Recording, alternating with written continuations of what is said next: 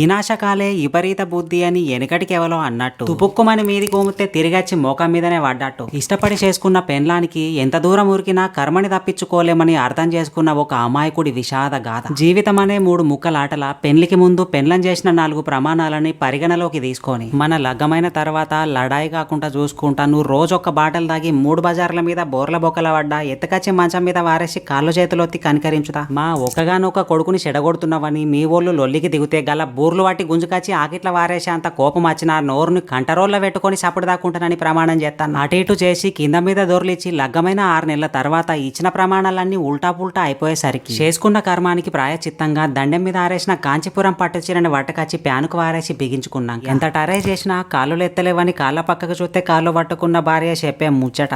ఏమండి 10,000 పెట్టి కొన్న చీరని ఒకసారి కూడా వేసుకోలేదండి, కావాలంటే పాత చీరలున్నాయి తీసుకెళ్ళండి. గా లైకు షేరు సబ్స్క్రైబ్ కొట్టి గంట నూపుడు మరవకురి కొంత